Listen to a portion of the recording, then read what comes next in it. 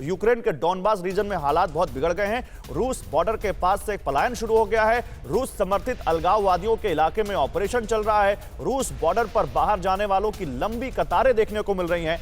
Ukraine का दावा अलगाववादी फोर्सेस फायरिंग कर रही हैं और रूस का दावा, देखिए रूस का दावा हम दिखा रहे हैं सर। रूस ने दावा किया है कि यूक्रेन की सेना नरसंहार कर रही है।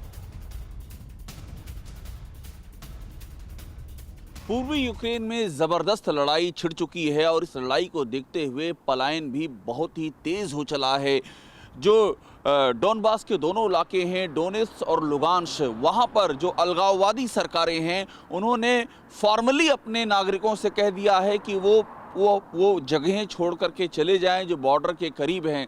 महिलाओं और बच्चों और बुजुर्गों को बाकायदा बसें करके निकाला जा रहा है, वहाँ से ऐसी तस्वीरें आ रही हैं। और इधर जो यूक्रेन के कंट्रोल के इलाके हैं डोनबास के, रूस की सीमा से सटे हुए, वहाँ से भी तेज़ी से नागरिकों को निकाला जा रहा है। यानी कि जो लड़ाई छिड़ी हुई है, जिस युद्ध की आशंका जताई जा रही थी, वो युद्ध अब जमीन पर उतरता हुआ नजर आ रहा है।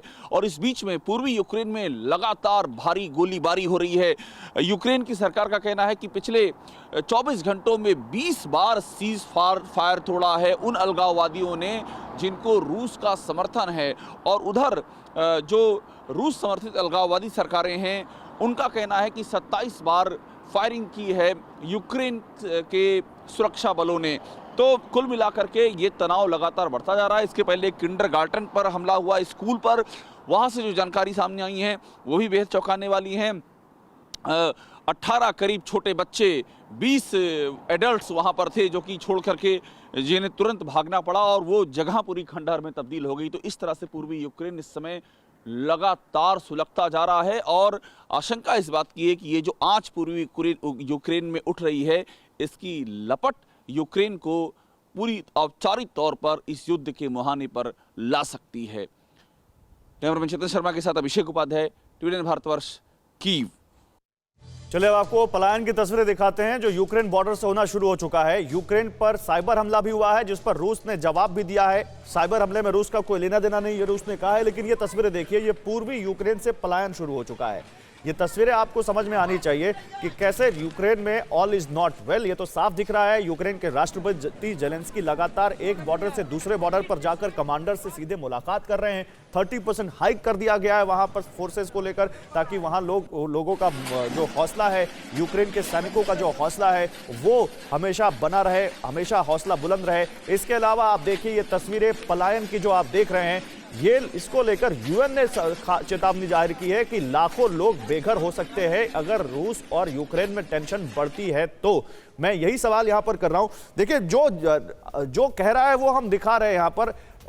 स्कंदर, बाइडेन रोज कॉन्फ्रेंस कर रहे हैं, ब्लिंकन रोज कुछ ना कुछ कह रहे हैं, ब्रिटेन रोज कुछ ना कुछ कह रहा है, पुतिन की तरफ से भी जो रिएक्शन आ रहा है वो यहां पर साफ दिख रहा है। और ये मैं मानता हूं कि बाइडेन या अमेरिका की तरफ से जो खबरें आ रही हैं वो ज्यादा प्रोवोकेटिव है रादर देन रशिया से जो खबरें आ रही हैं, इसमें कोई वो नहीं है। लेकिन सब पलायन जो हो रहा है, वहां पर जो तनाव है वो तो दिख रहा है।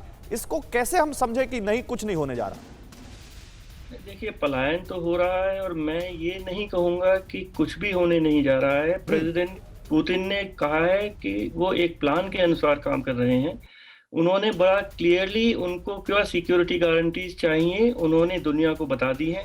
बाइडेन साहब को बता दी है, ब्लिंकन साहब को बता दी है। ब्लिंकन और लावरोव में फिर जो दोनों फॉरेन मिनिस्टर्स है रशिया और अमेरिका के, उनमें फिर बातचीत होने वाली है।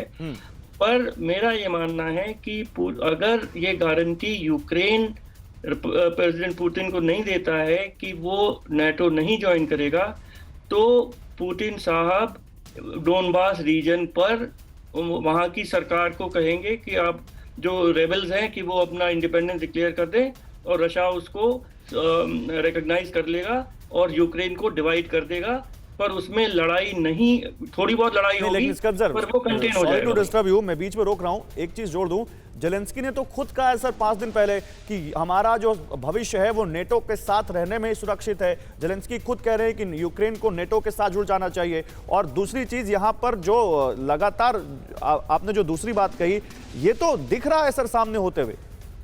बिल्कुल, जेलेंस्की साहब ने कहा है कि नेटो ज्वाइन करना उनके कॉन्स्टिट्यूशन में है। हाँ। पर तब भी हम कोई रास्ता ढूंढेंगे। देखिए, आप बिल्कुल सही रिपोर्टिंग करिए, जैसा जनरल साहब ने कहा था। देखिए, वर्ड्स का बहुत इंपॉर्टेंस होती है डिप्लोमेसी में। हर एक अक्षर का, हर एक वर्ड का एक नुआंस होता है।